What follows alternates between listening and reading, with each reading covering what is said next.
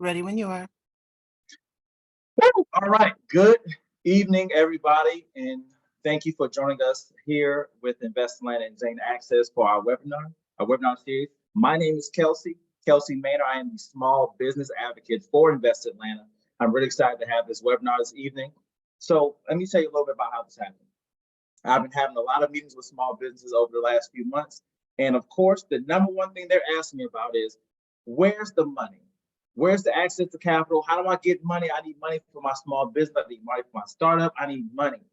And I'm like, I hear you. So I wanted to put together some programs. And so InvestLiner, what we did was we organized some webinars that can talk to you about not only getting capital ready, but also next week we'll be talking about some of our small business loans and how you can access to this capital.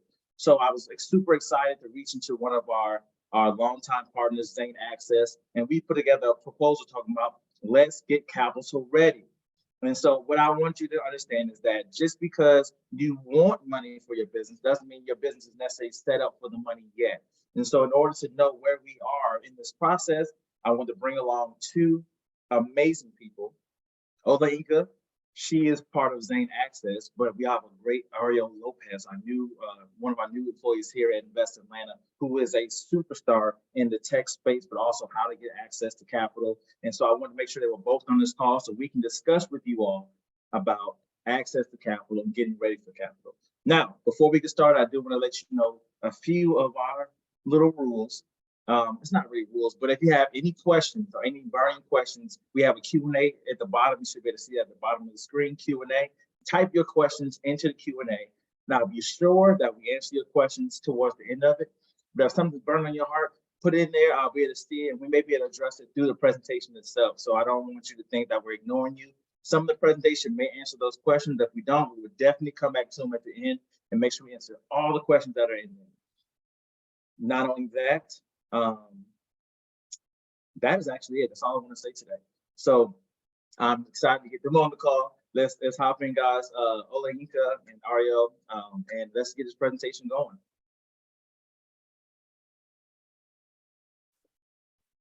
Awesome. Welcome, everyone. My name is Olaika, and I'm the program director here at Zane Access. And I want to talk to you all about getting capital ready. I am going to share a little bit about a check-in question. And so, as we already said, to put your questions in the chat, but I want to do a little bit of level setting. And so take a minute to think about a statement or a question that you're curious, nervous, or excited about when it comes to capital raising or your overall capital readiness journey. So we don't have a chat, but we're going to put it in the Q&A, but I always like to give like a good few seconds for you all to kind of just process and think to yourself, okay, what do I want to get out of today? What is a burning question for me? What am I curious about? Because I really want you all to be able to get out of this what you came for. And so that's a quick thing to note. And so a little bit about myself. I'm the program director and facilitator here at Zane Access. And I also own my own wealth equity consulting firm called OIS. And so I got my start really in this work. And I like to sort of level set and talk about why I'm here and why I do what I do. So you can kind of get an idea of really what the ethos is behind our work for OIS, but also for Zane Access and why we partnered with Invest Atlanta. And so I studied sociology and government and public policy. And that's really where I started to learn about the racial wealth gap. And what I did was my final senior project, I did a study on the racial wealth gap and how it affected education for city students versus urban students versus rural students. And I realized that my desires to want to work in government and to be a lawyer was really closely tied to the racial wealth gap. And so I got my start working in Congress in Washington, D.C. for Congressman Doyle. I did community wealth building policy. And then from there, I ended up starting my own business. And I learned all about the world of ethical business, social impact, social enterprise. And I thought, okay, wow, so you can make money and still change your community. And that really just opened my eyes. And I went from working in government to now moving all the way over to social entrepreneurship and community wealth building. But I never really forgot my ties when it came to government and political affairs. And so I ended up using that to sort of bridge that intersection of wealth equity and entrepreneurship. And so that led to Wealth Equity Strategies and OS, my company, but also working with Zane Access and other venture capitalists and investors who want to close the racial wealth gap. And really, as an entrepreneur myself, being able to say, okay, these are what entrepreneurs are going to be asking. These are my struggles. I had a business where I really struggled to raise capital. And that's really how everything kind of really came to the forefront. And I said, okay, I know I'm going to spend the rest of my life trying to close the racial wealth gap, because obviously it's a problem that's been here since the beginning of this country's history. And so I like to solve problems that are going to outlive me. And so that's really what I do and why I do it. I'm so used to like any questions, chat. So this is going to be a little bit new to get used to. So I'll quickly go over a few stats. Again, I always like to share this information because I want people to realize that where you are in your journey as an entrepreneur is interconnected with your community, is interconnected with where you are. And so don't ever for a second think that if you are here in this webinar, if you started a business, you already beat the odds and you're already on the right track. And so Invest Atlanta really wants to make sure that your business doesn't fall through the cracks. And so if you see right here, over the past 3 decades, the racial wealth gap has continually grown. And this is the median wealth in 2019, really recently adjusted for whites, Blacks, Latinos, and you can see the huge gap that continues to persist when it comes to median wealth. Again, similar thing right here. In 2016, they showed that white families were 11 times more likely to have more wealth than Hispanic families. The same for Black families as well. And so you see, again, over time, the thing about wealth and building wealth is that it grows and it grows and it grows. And so being able to start a business and saying to yourself, okay, if I can sort of set myself up to create something, then I'm starting to really give back to myself, but also growing something that's bigger than me. And again, Black families are actually twice as likely as whites to have no wealth at all. And by 2053, they're projected that Black wealth is going to be at $0 based off of the trends that are going. And so I just want, and again, I say this because you may feel like, oh, this is really difficult, trying to start a business, trying to raise capital. No, it's actually a system that is designed not to benefit you. And so when you show up to things like this, you allow yourself the permission to say, I belong here and I'm going to work against the odds and we're going to support you. And so same with home ownership. I mean, I just put in a few slides. I can go on and on about this. I really can go on about this, but I'll skip ahead and just move more into like Zane Access and the Capital Readiness Program. But again, I wanted to sort of level set and give you all an idea about really what's the bigger picture here? Like, why are we here? Why are we connecting? Why are we doing this together? And the fact that we really do care. And so a little bit about Zane Access as a program. Zane Access is a sister company to Zane Venture Fund. And right now we're trying to make sure we build that talent pipeline for folks who want to raise capital and start a business to be able to then learn about how to receive investment and grow their companies. And so Zane Access provides diverse early stage founders with access to resources, training, and support that are critical to starting, funding, and scaling your business and or startup. And so I'll get a little bit more into that as we go on. And again, feel free to put your questions in the chat or the Q&A, I believe is what we have. So there's Zane Access University, which are for university students to be able to do internships, they can do placements, they can do residencies. And then Zane Access are specifically focused, which is the part that I run for entrepreneurs and early stage startups. And so a little bit more about how the Capital Readiness Program works. It's structured as 2-hour interactive sessions for over 8 to 10 weeks, but we recently shifted to an accelerator, which now offers the option to do all of the courses and all of the classes in a 4-day period, which is, you know, when I came on, I actually made that change because I really do love accelerators. I feel like founders are super busy. They have a lot going on. So if they can plan ahead and dedicate a good 4 days to this content and being able to walk away with the materials they need to feel capital ready, then that is a great option. But overall, you learn the technical elements, including term sheets, deal structures, so that way you can feel confident and ready and comfortable, not just with what you need as a founder, but also the terms and the language. There's a lot of language that you can kind of get lost in. And so the fact that we're able to slow things down and be able to go over different materials with our founders is probably my favorite part as the director.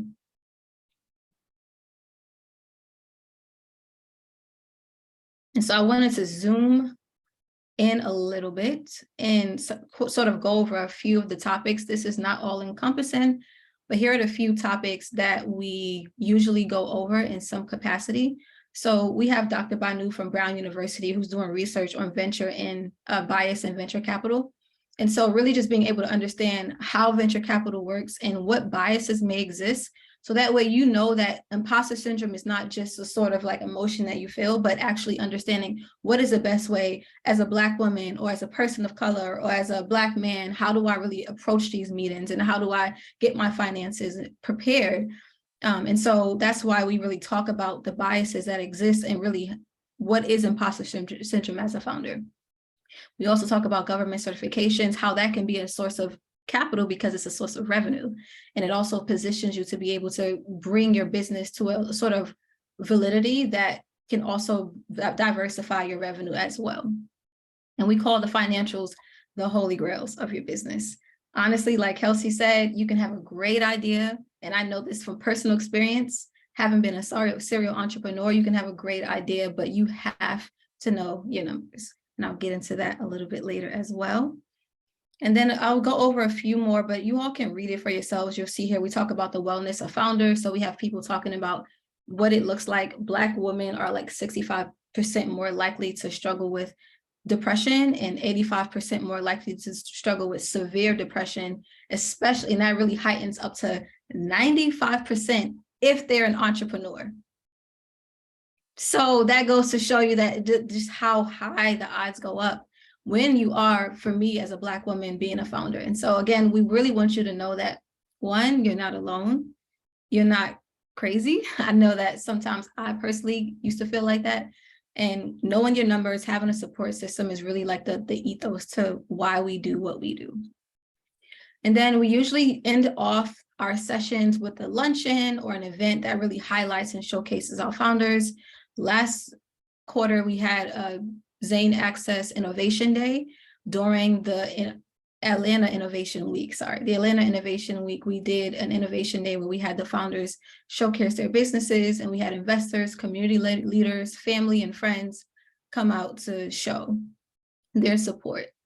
And then also legal, right? Like, how do you protect your business? How do you know about valuations and corporations, cap tables, data rooms, employment issues? And so we do have a few lawyers who are connected who also come out and teach some things on our courses. And a lot of them actually offer office hours as well, post-program. And so I don't know how I'm going to do this. Bear with everyone. I want to share a few items from the closing report that I thought was really interesting because it gives a snapshot into the progress and the journey. Do I press stop share on my screen? I think I can do that, right? Let's see. Okay. Okay, here we go. Yeah, so here's the report.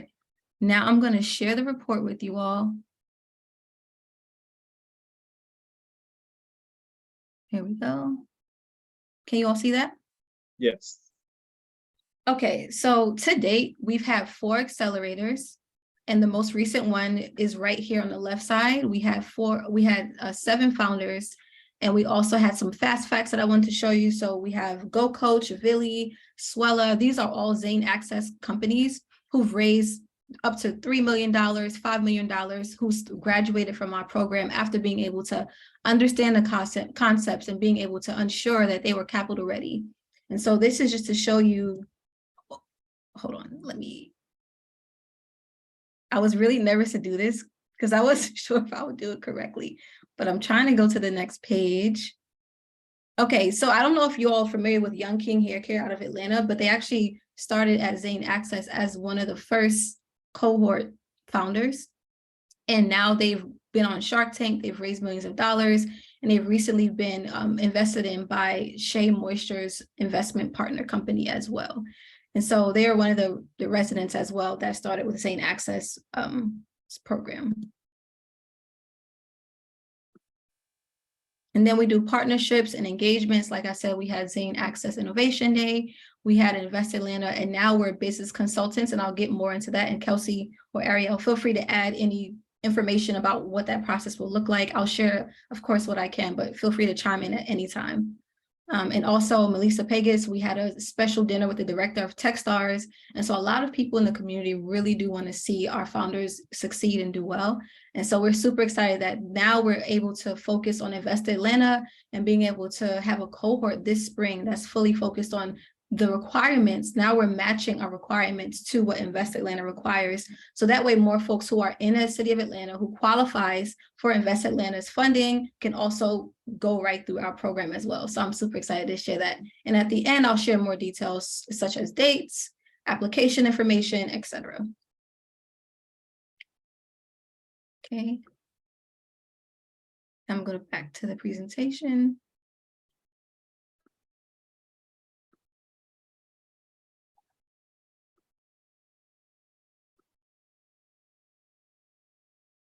Okay.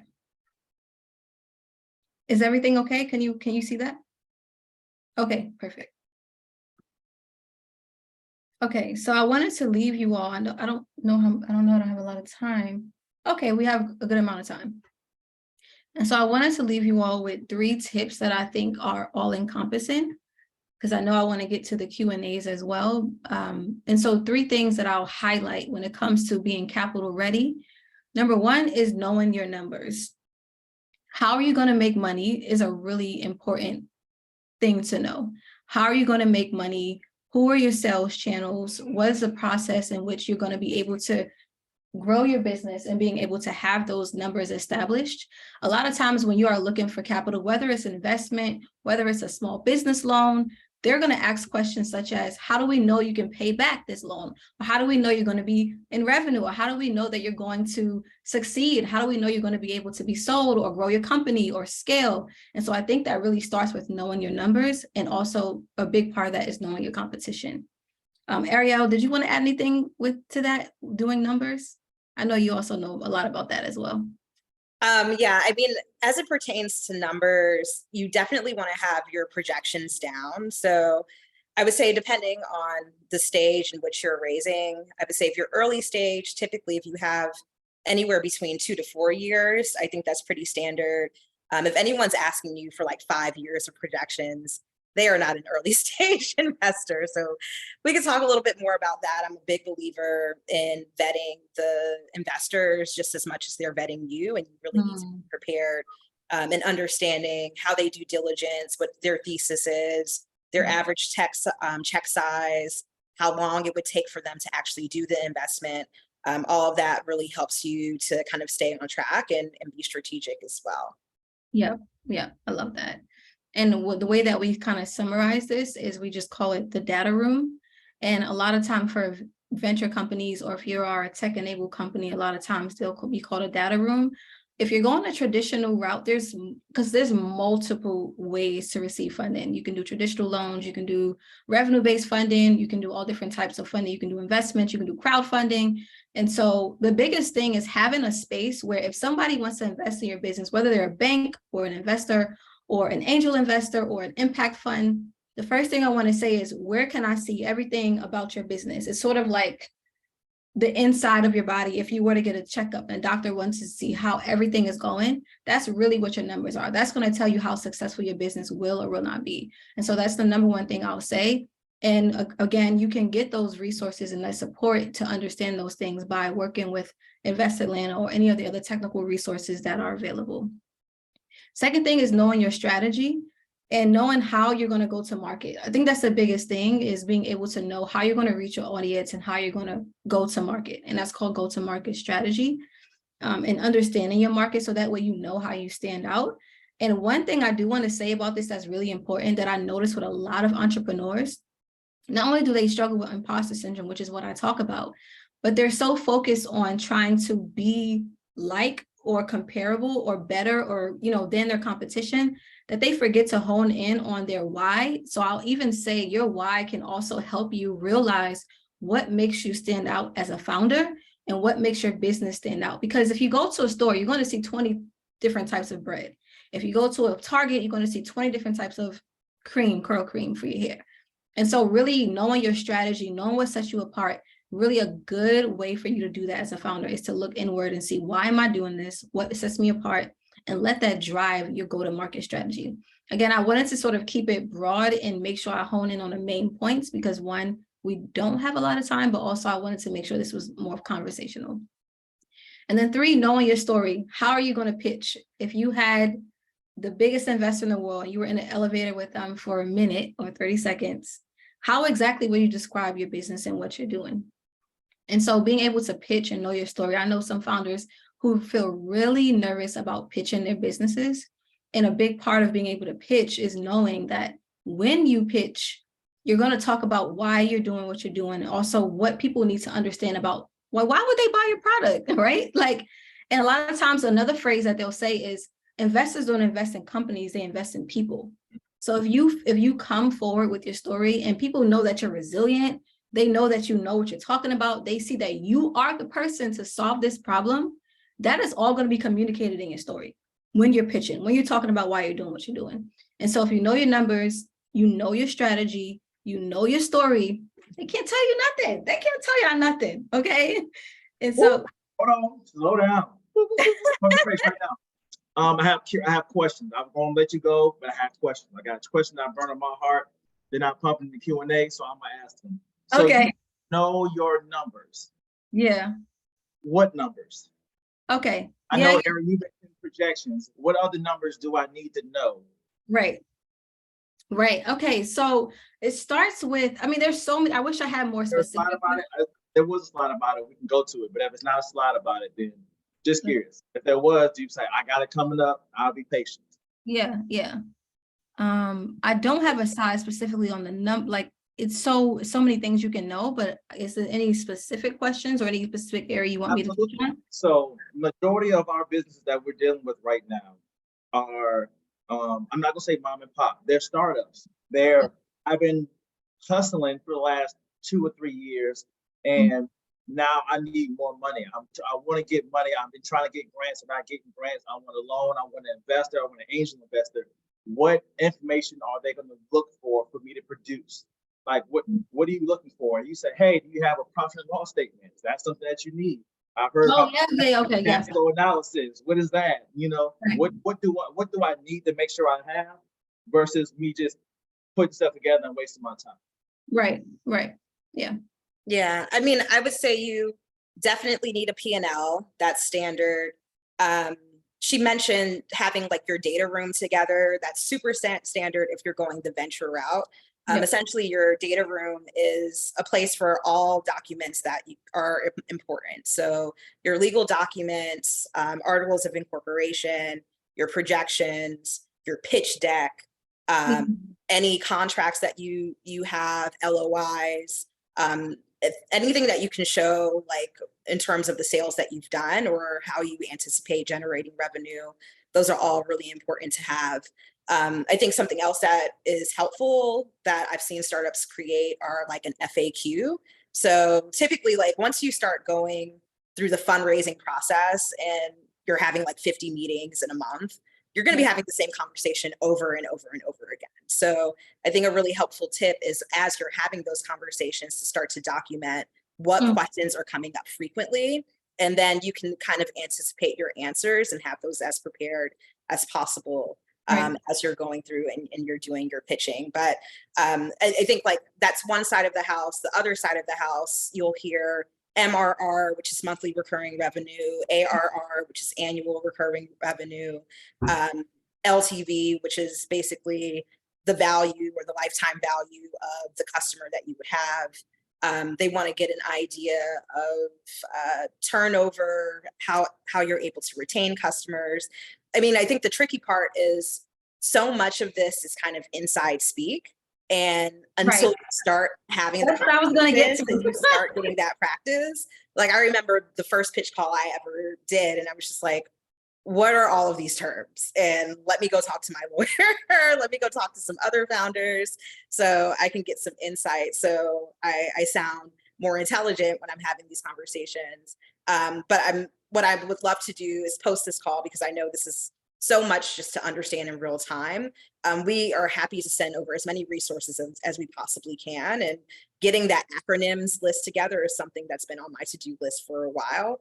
So I'll definitely share that with y'all. So when you're on these calls and you hear something, you're like, okay, I understand what that means. I'm so glad you said that, Ariel, because the numbers conversation is, you can get as specific or as detailed, and it's going to look so different for each founder, each investor. You, of course, need your basics, like you said, your profit and loss, but really you need to have a CFO, or you need to have a bookkeeper, you need to have a lawyer. Like, these are conversations that require you to really sit down with your business and say, and I'll tell you, one way you'll know what you need is when you start asking for money. That's just go ask for money, whether it's an investor, whether it's a lawyer, a founder, or whatever the case may be, a bank, they're going to give you that list. So no, don't feel like you are not equipped. The moment that you step into a foot with starting your business, and you, even now, one of my businesses, I applied for a loan at Invest Atlanta.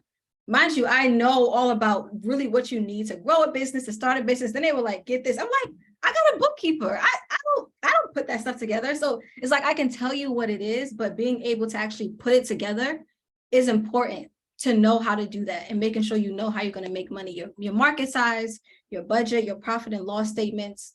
And I think it's as self-explanatory as it sounds, like your profit and loss, like how much should you make, how much should you spend, what's your overhead, like how much do you need to be profitable, and how long will it take you to be profitable? Those are projections.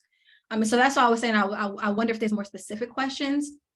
And if you're in the audience and you actually have your data up, feel free to put your question in the chat. Maybe there's a document that you saw that you didn't understand, or maybe there's a question you had, or someone, asked you a question that you weren't able to answer. I'm happy to go into that, but a list of definitions is probably more useful than me trying to go through the endless terms of what you need to know about the details of your business. But the long story short is that you must know. It's great. I'm so excited because you hit on the part that I really want everybody to understand, that there is no right answer to knowing what numbers do you need to provide. Sometimes it depends. Like when you're applying for a house, sometimes they look at this credit score. Sometimes you're trying to buy a car, they look at this credit score. It depends on who you're dealing with as well. But I really like what you said, is that you will never know what you need until you try. And so until you go and try to apply for a loan and start asking questions, then like, oh, I have this, I have that, I don't know what these are. And you'll learn. That's how you learn. That's how you get into it. You can't really get into the business game without getting some skin in the game. So I didn't want to hold you up, but I'm glad you stopped there and kind of dove in a little bit, because the chat went crazy. Yeah. And I think it's really important for founders. And this is why I always level set, and I talk about your why. I talk about the bigger picture. I talk about the racial wealth gap. Is because if you, honestly, entrepreneurship sounds and looks sexy, but if you really get into the nuts and bolts of it, it's a lot of hard work. And if you are an underrepresented founder, you're going to face so many obstacles. And so this is why we do what we do at Zane Access. This is why Invest Atlanta does what we do. And we're, taking this time to say, what questions do you have? How can we paint this picture? And I purposely didn't go into too much detail, because I want you to go to get help. I don't want you to try to figure this out on your own. And I know in an hour, I can't go over all of the different things you need to know. I want you to feel like, you know what? If I'm serious about this, if I know that I want to do this and I feel confident and I'm going to take a bet on myself, I'm talking to myself now, y'all. If I take a bet on myself, then I understand that it's possible. And it really just takes being tenacious about that. And there's some more questions in the chat. But yeah, and I think that's really why I wanted to sort of slow down and say, when it comes to know your numbers, I'm really glad you mentioned that, Kelsey. I mean, it's a lot. The thing I will say is, to wrap up, it's a lot to know about your numbers.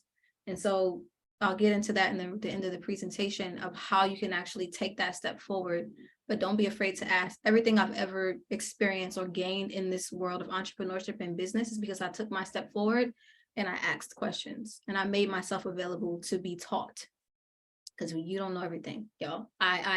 I'm looking for a CFO right now, and I have a bookkeeper because I can't keep my own books. That's not my specialty. So yeah. Let me go look in the chat and see, is there a capital readiness checklist? Yes, I don't have one here, but I think Ariel already touched on this, but should we work together on some sort of acronym that we can list everything out? don't be afraid of Google stuff, y'all. You can Google some basic information just to give you an idea. And nobody's saying Google has to teach you, but you don't have to be completely in the dark. You can also Google some terms and, being able to understand things. When does the spring cohort begin? The actual dates are May 20. Oh, you know what? That's getting ahead. Y'all. So some of these questions I'm gonna skip because I'm going to answer them. Okay. So one of the things that Invest Atlanta, I should probably share that I don't have in my presentation, is that Invest Atlanta's loan, they have a loan fund for early stage startups called Atlanta Forward Loan Fund, where the interest rate is between 1% to 4%, and you can gain $5,000 to $20,000 in capital. And so I'll let you all share a little bit more about that at the end, because there's going to be a time to talk about what happens, next steps, further resources, etc. Any other questions before we move on? Okay, I do see more. Okay, more questions are coming in. Bear with everyone. I'm gonna get them. Don't worry. Okay, so should I keep going? Keep going. Okay, got it. We'll have time at the end too as well. All right, let me move this chat out the way. Okay, so as of last year, recently, we have partnered with Invest Atlanta as business consultants. So through this partnership with Zane Access, we'll be able to work with, and again, our passion is underrepresented founders, diverse founders, which is why we're partnering with Invest Atlanta. So you can actually go, correct me if I'm wrong, ATL in Business is the website. If someone can put it, is there a chat? Will people be able to get links from this chat? No? Okay. So look, so what's gonna happen is you can go through this and I'll make sure that everything that Everybody. we'll send an email to them, they'll be fine. Okay, perfect. So Yeah. if not, you will get all the resources. Okay, great. So what we'll do, you can work with us directly. You'll work with myself or Kina, our chief of staff, who just got an MBA in business, and she's amazing. So either myself or her will be able to partner with you and walk you through these, again, a lot of these questions. And if we don't know the answer, or if we don't specifically focus in that area, we'll let you know who you can work with. There's a lot of organizations in Atlanta that are willing to help. Again, this is at no cost to you. So I believe you have to be in the city of Atlanta, have a business license. There are some requirements, which again will be on the website. So you don't have to worry about writing everything down, understanding everything. Kelsey will send you follow-up resources, but you'll go to ATL in Business to get started. Oops. And then again, apply to the capital readiness cohort. So applications, we have an interest form. Again, there's no chat. I plan to put it in the chat, but so what we'll do is I'll send that to you, Kelsey. So let's coordinate to send that link out. So link is not in the chat. So just ignore where it says link in the chat, but we are going to be opening applications in April. So right now we're just finishing up the final details of this cohort. And the cool thing about this cohort is that we're going to do a capital readiness cohort 101. So we're going to talk about all the financials, and we've decided to focus, the foundations. And for this course specifically, we decided to focus on the financials because we realized that was really the biggest part of what a lot of folks were missing or weren't able to really gain. And so we're able to accept 15 companies to be a part of the cohort. And the cohort is from May 24th to 27th. And so applications open up next month. And right now we're taking interest. So if folks want to apply, you can actually just sign up and you'll get the interest form link, and we'll have your information already there to actually invite you and let you know when applications are live. So if any questions about that specifically or more specifically, feel free to put it in the chat as well. And then of course, socialize with us. Twitter, LinkedIn, Instagram, follow us. We're mostly active on LinkedIn, I think, if I'm not mistaken. I don't run our social media, but I usually see most of our posts on LinkedIn. But yeah, any other questions? I think that is it for me. Can you put the link? Okay, yeah, so again, I see a lot of questions about the link, but we can't do links right now, but we will follow. I know they want the link. I know they do. And I want them to get the link too. So again, there's a couple of things we want to go through. Number one, I want to say thank you for taking the time out of your evening on Tuesday to talk to us a little bit about capital readiness. What you did was you piqued our interest. And that's really what I wanted to do. Pique your interest so that we can start paying attention to our financials, our numbers, and what we need to be capital ready. We can dig in deeper, we know we can, but we also want to make sure that you don't sit here and try to get this 45-minute tutorial on how to get ready for capital. Think you're gonna take this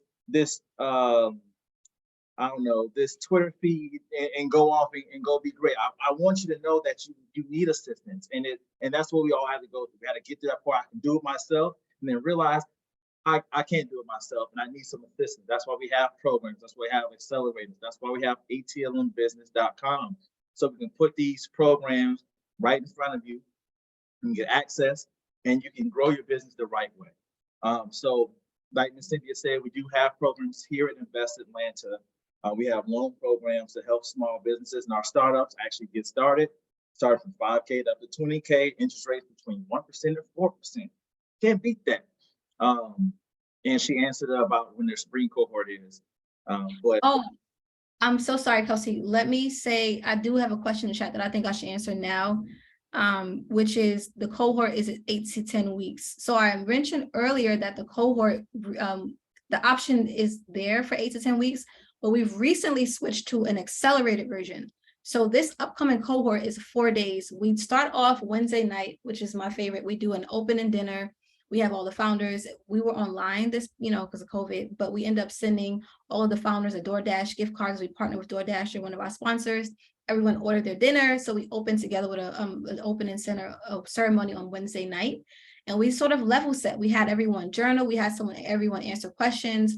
What do you get out of here? What are you hoping to gain? Why are you here? What information do you need to absolutely walk away with? And then Thursday, we do Thursday and Fridays full day. So we're like, it's a marathon. Y'all get y'all coffee, be on Zoom by 8:30 a.m. And it's a full day from 9 to 5 courses. We have workshops, we have speakers, and I give like a template to take notes. And of course, we do Q&A through each speaker. And then Saturday, same thing, but it's a half day. We have a closing ceremony. We have speakers talk about health, how to close, next steps, and then we kind of like do a graduation a week later, and we actually invite community members. This year, we're not doing a live event with the community because we usually do the fall cohort during Atlanta Innovation Week.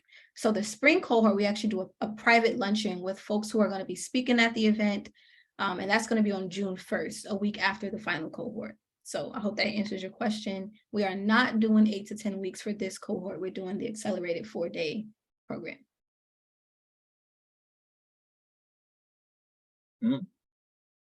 All right, got another question here. When securing idea early stage angel funding, how should funders plan how long to pursue that route to launch their business? 0 to 3 months, 0 to 6 months, 1 year, etc.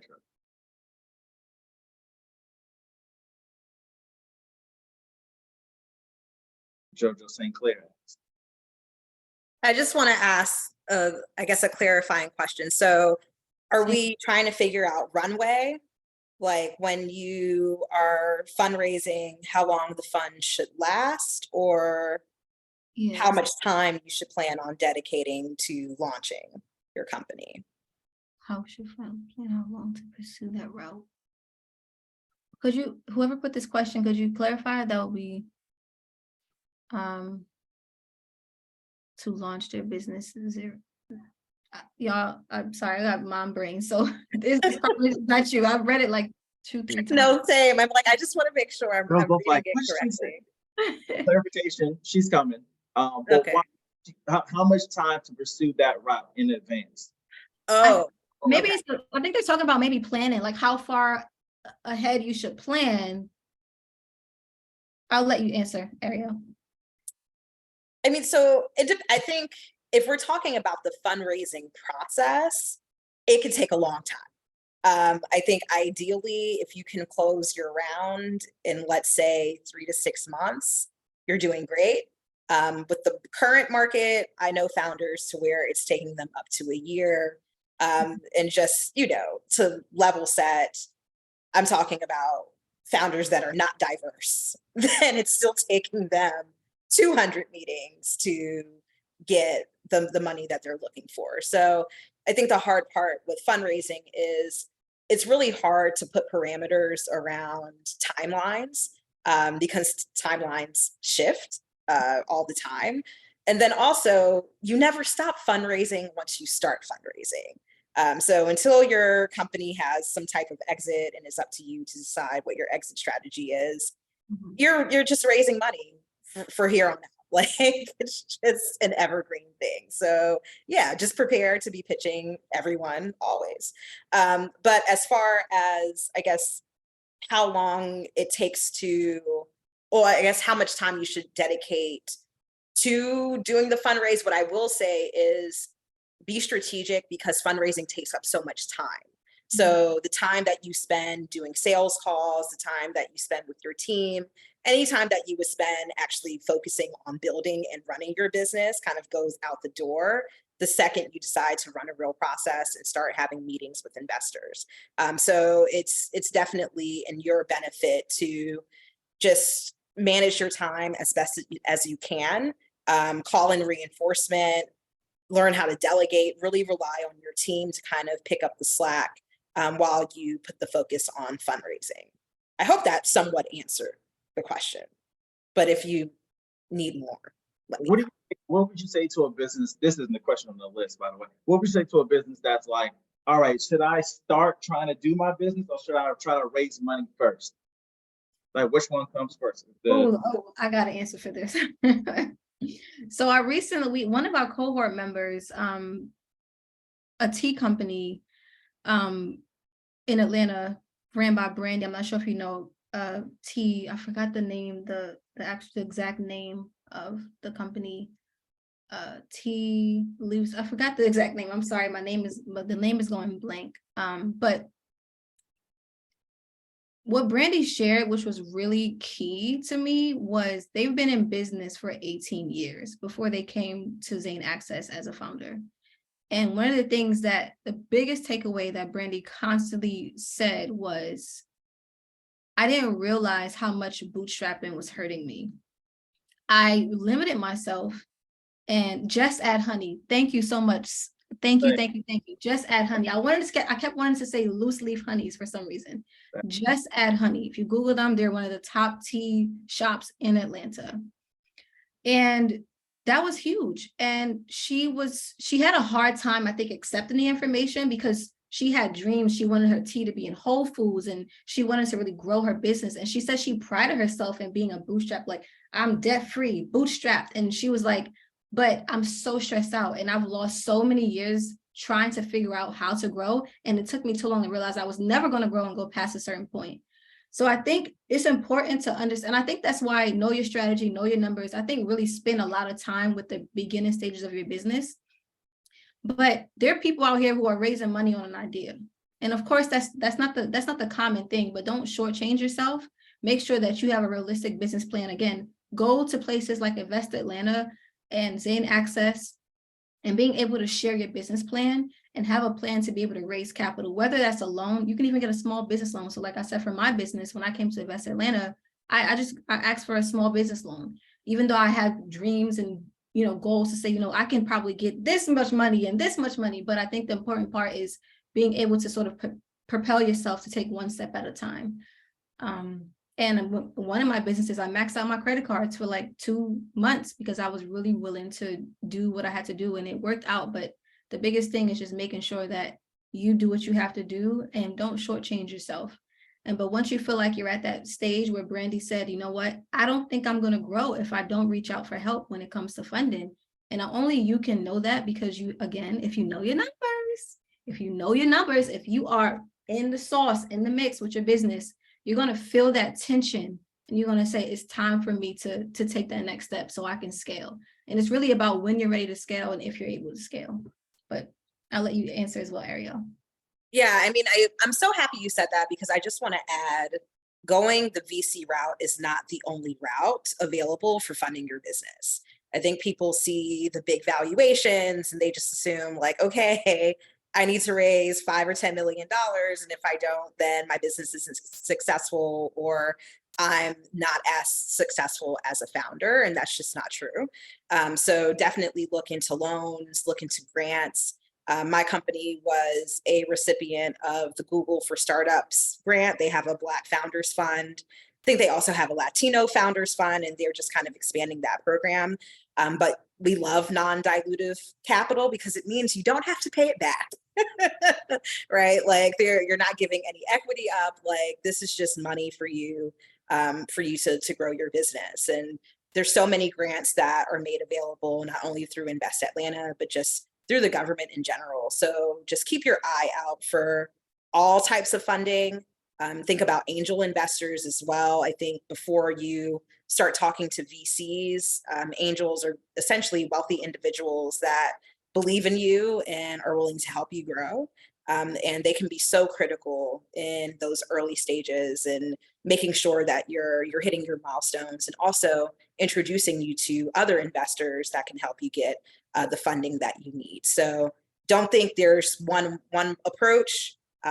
Certainly fundraising is not a one size fits all solution. I don't know any founder that has the same fundraising journey.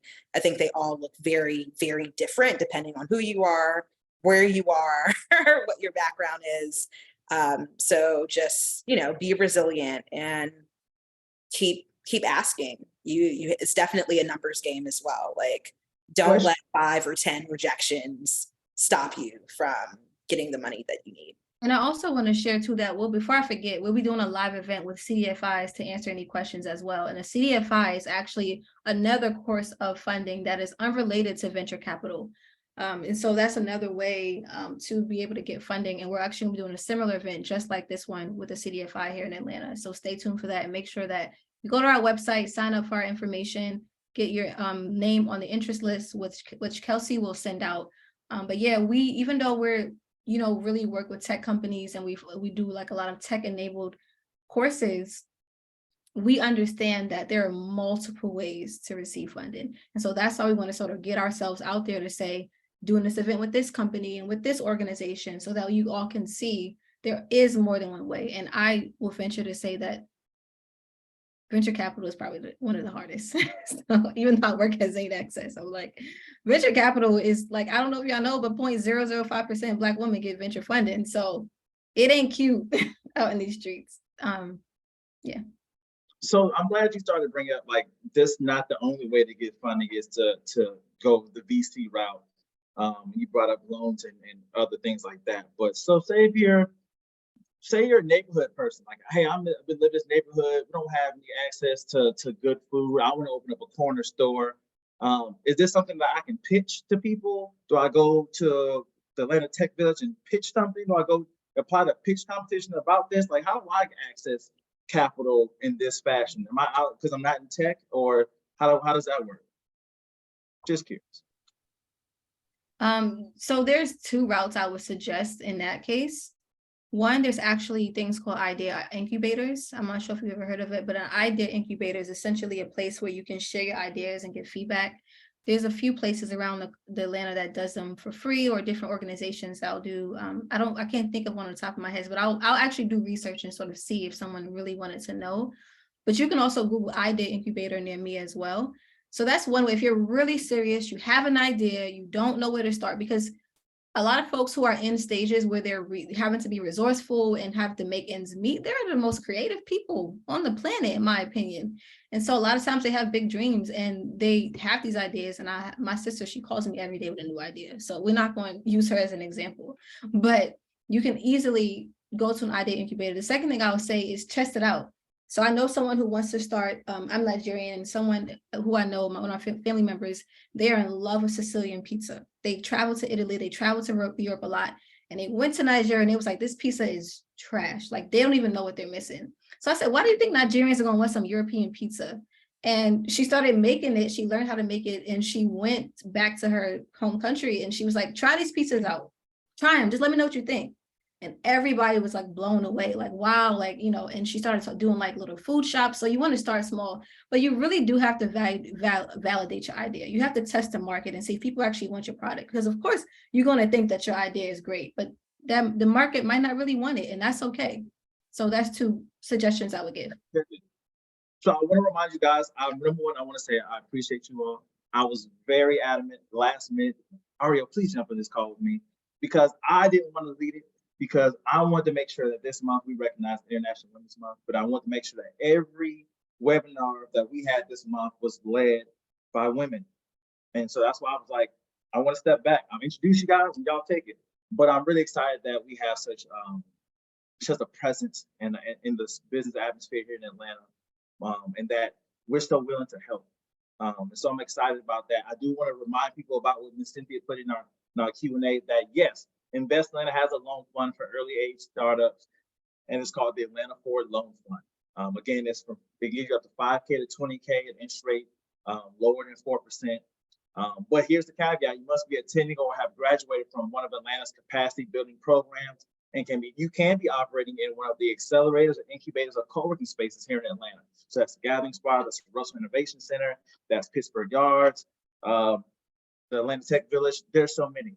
Like I said, look it up. But you have had to be either attending or graduated from one of these programs. So I'm excited to not only let you know that, hey, one of our programs is here, but you have access to it. One more question that was in there is there a resource to help business owners with accounting needs if they have no clue? And the answer is yes. Not only is atlmbusiness.com the website where you can get consulting from Zane Access, but there's other resources in there as well. We have organizations that do finance and accounting, from marketing and web design and social media things. Like, the resources are there for you, and they're at no cost. So you can go in there and you can actually get a one-on-one with them, not just one time, but consistently until you get your objectives met. I will tell you this: you can't work with Zane Access and one of those accounting firms at the same time. You have to pick one. But we do have that resource in there as well. So ATLM Business is your resource for your small business. You can go there. We have plenty of resources in that thing. But if you hit Find a Consultant, you can actually click that and then go to the list and find Zane Access and fill out their questionnaire and access them as well. Now, if you're trying to apply for a loan with Invest Atlanta and you're like, my business is ready for a loan, but I have never applied for it, I've never done a loan application before, there's also a tab up there on that website, and you can actually get assistance with one of our business providers to help you complete your loan. So you're like, hey, I don't know how to do this. Am I putting it in right? There's so much anxiety with submitting the documentation because I don't want to get it wrong. Well, you don't have to get it wrong. We have assistance for that. So I'm excited to say that atlmbusiness.com is trying our best to answer and provide the resources for our small businesses in the city of Atlanta from beginning to end. We're working on it. And if there's something that you need that's not on there, let us know. We'll make sure we work on getting that resource there for you as well. Phew, what else we got? Let's see. This is a great one. I'm glad we did this. I'm glad we were so candid, and we have people who have really gone through the funding situation. So we're not just talking hypothetically. We're like, no, this is how I did it. It didn't work that way. I thought I was going to go out there and get $100 million and nobody would give me 100. I'm glad we had realistic and real people talking about real information and real things they've gone through. Next week, March 23rd, we will have our small business team, our small business loans team. We have a Q&A on March 23rd at 6 p.m. to talk about our small business loan programs at Invest Atlanta. And these loan programs, yes, we have one for our early stages that go from 5K to 20K. We have loans that go up to $100,000 at 3% or lower. So we have money available for our small businesses. We want to talk to you about what we have, then kind of walk through our application process a little bit. So if there's any question that you usually get hung up on, be ready to ask those questions on that Q&A session. Not only that, March 30th at the Russell Center, we have a networking mixer. Now, if you've never been to one of our networking mixers, we spice it up. We want to make sure that you show up, and any people that you want to see, I want to have them in the room. So again, this month has been about access to capital, getting small business funding. So this network mixer will be focused around 6 of the funding opportunities that we have in the city of Atlanta, from Invest Atlanta being there, to the Lift Fund, to Capital Partners, to Liberty Management, to ACE. Who else? I'm gonna keep reading. So we have those organizations who actually put money in the hands of our small businesses will be in the Russell Center for you to meet and speak with candidly about your business and what their process is, and get their information. So you can have a one-on-one, say, hey, here's my name, give me your card. I'm gonna reach out to you. I'm gonna apply for your funding. I'm gonna pitch my business. And I want you to know that what you need will be in the room. I'm really excited about that. March 30th at the Russell Center, 6 p.m. to 7:30. I want y'all to be there and make sure you're tapped in. But more importantly, atlmbusiness.com, go to the website, click Find a Consultant, find Zane Access, fill out their questionnaire, get involved in their programs, get your assistance that you need for your business, get ready to get capital, and let's grow our business here in the city. You got any closing words? No, I think you said it perfectly. Wonderful. What I will say, know that your resources are readily available. So leaving this webinar, being able to go and reach out and get started, you are well equipped, and we want to make sure that you know that. So that's what I'll say. Don't be scared. We're all scared. Go out there and find out what's not scary no more. Go out there and find out what it is so we can go get it. Or another phrase that I love is do it scared. Do it scared. Yeah. I love that. I love that. And thank you both so much for having me. Kelsey, you're incredible. Zane, I am just a very big fan of, because I'm a very big fan of Shyla, who is the managing partner there.